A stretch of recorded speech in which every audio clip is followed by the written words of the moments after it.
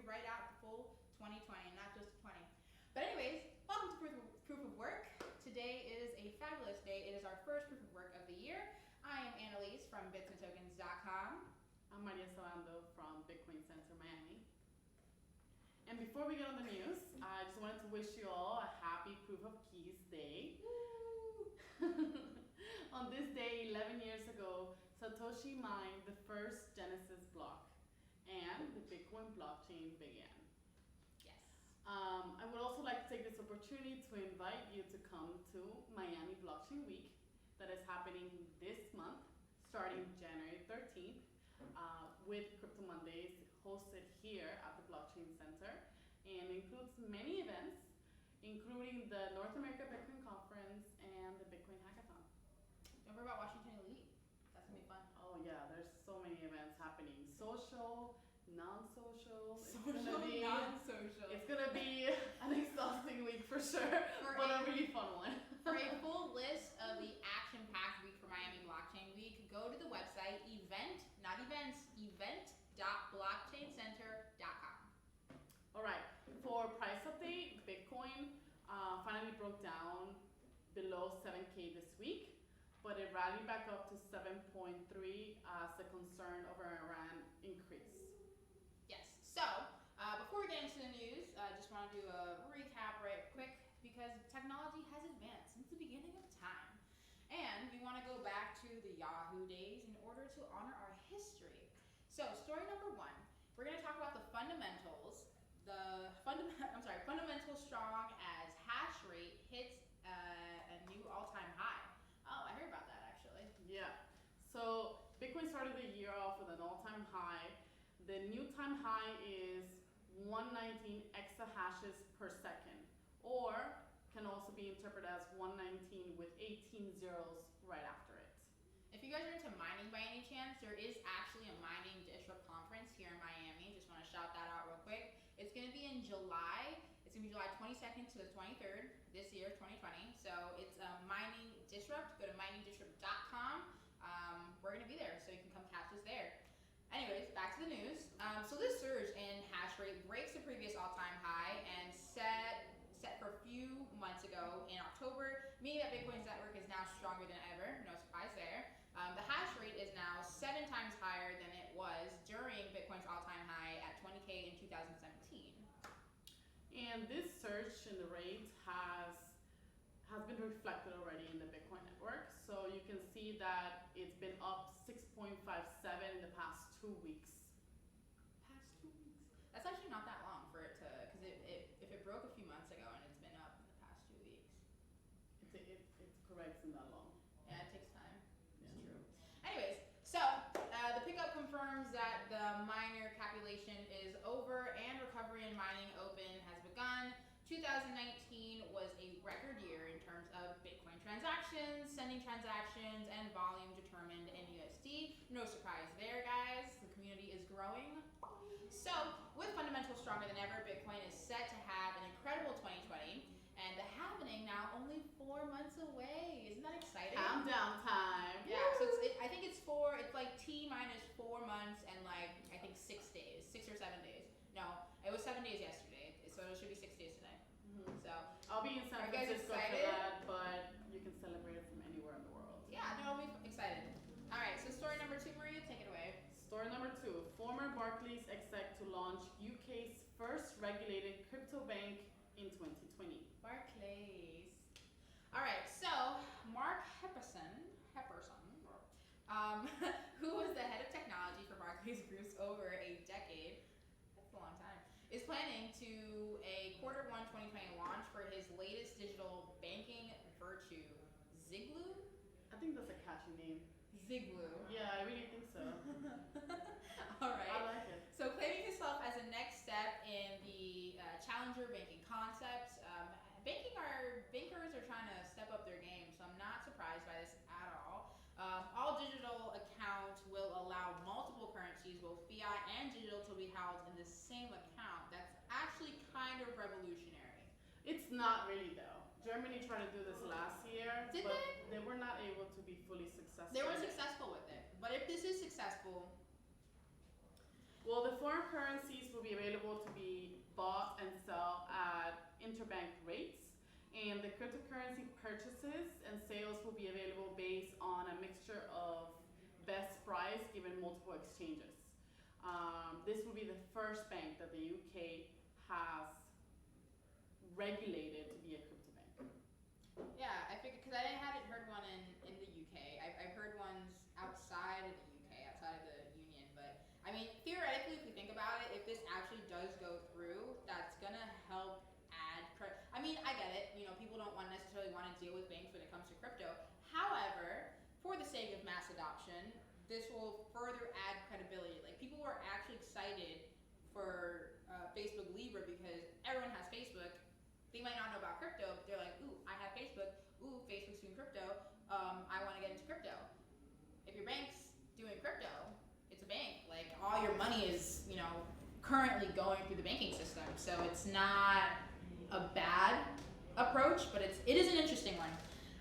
So according to Ziglu website, any currency held on the account can be spent anywhere in the world using a MasterCard debit card, which is pretty good because that takes away the exchange aspect when you go from country to country, which is why people like crypto. So I think it's also for the simplicity of the use, to have older generations get used to the idea that they can access their crypto using a simple card that they've already known to use. Right. This is all great, but currently it's only limited to UK residents. Yeah, well, of course. So keep that in mind. They will obviously want to expand down the line, but for now it's just UK residents. Just the UK. Well, anyway, story number 3, Venezuela. Argentina set a new weekly P2P Bitcoin trading volume record. That's pretty cool. And the Bitcoin weekly trading volumes on the peer-to-peer platform called Local Bitcoins in Venezuela and Argentina are an all-time high in their respective national currencies. So according to the data from CoinDance, the weekly ending on December 21st saw over 32.6 million Argentine pesos traded on the platform, or 34%, more than the previous all-time high or record that was registered. In Venezuela, on the other hand, it was about 248 billion bolivares that were traded on local bitcoins during the same week, which is about 15.6% higher than the record volume registered in previous weeks. If I'm thinking, I'm just like, has the Bolivar gone up in value at all, or is it still devalued at 95%? It's still devalued. At 95% though? It's the inflation there is outrageous. Yeah, no, I mean, if you take 240 billion and convert it to 24.8 million, like that's a lot. But hey, Venezuela, hang in there. So as countries continue to pursue reckless monetary policy and impose over restrictive capital controls, such as Venezuela and Argentina, Bitcoin continues to provide a beacon of hope. Bitcoin offers the way for the people to take back control of their money without the government being involved. So, as you can see, countries going through hardship. Everyone knows about the situation going on in Venezuela. Like I said, their currency is way devalued. Last time I checked, it was at 95%.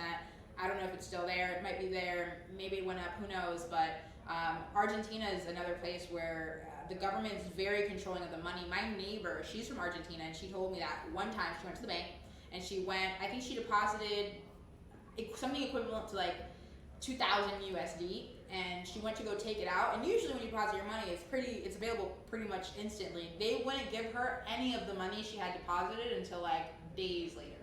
Like. And people in Venezuela have gotten used to the idea of having a more reliable system with Bitcoin, that even Burger King is accepting Bitcoin in Venezuela, which is something that can't wait to have that happen. Story number 4, Happy Proof of Keys Day.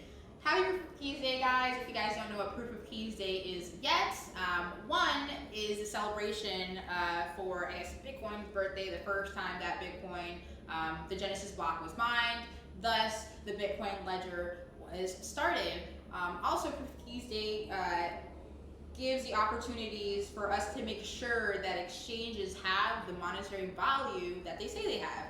So you shouldn't keep your money on exchange. Number one, your currency shouldn't be there. But if it is, the purpose of proof of keys days is to pull your money from the exchange to make sure that the exchanges just don't crash, basically. Yeah, keep them on their toes. Yes. Go to your exchanges wherever they are, no questions asked. Take all your money out, deposit it in your own wallet, and you've done your duty. You've done your duty. You're keeping accounts in this system. Yeah. So as of thus far, Bitcoin has basically been bulletproof. It's been immutable. It's proven that thus far for the past 11 years. So I mean, we're excited to see where Bitcoin goes next. It's been the king of the cryptos. That's all I can say. It's Bitcoin, guys. So the next decade is going to be extremely bullish for Bitcoin. As central banks and governments around the world continue to abuse monetary policy and impose harsh capital controls. So Blockchain Week is only a few weeks away. Today is January 3rd. Blockchain Week starts the 13th, so 10 days away now. Blockchain Week is 10 days away now, which is super exciting. Starting on January 13th, we're going to kick off the week with a Crypto Monday edition, Blockchain Week edition. It's going to be super fun. It's going to also be streamed on the channel, so if you guys aren't able to come down to the Blockchain Center, tune in online because it's going to be streamed on this site. So make sure you guys are watching from wherever you are. This is a historic event because it is, I think, the 7th annual Miami North American Bitcoin Conference. Sixth annual. I thought this was the 7th year. No, it's the 7th. Yeah, but the 6th Bitcoin Hackathon. This is 6th Bitcoin Hackathon, but the 7th conference. Okay.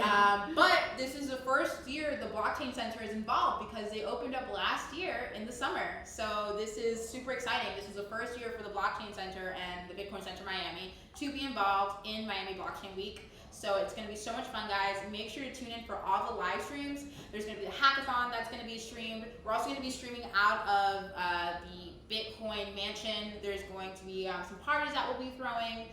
There's going to be the Washington New Light that's going to be out of here too.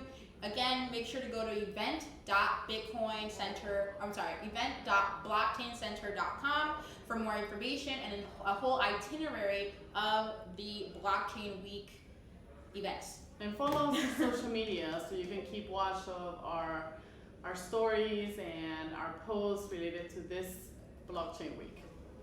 Yes. As the Fed continues to pump nearly $500 billion into the markets, interest rates in the EU remain negative, Hong Kong's situation worsens, and global macro factors continue to deteriorate, Proof of Work has determined Buy Bitcoin and move to Miami because we're the best city for it. Thank We'll see you you. guys next time on Proof of Bye. Work.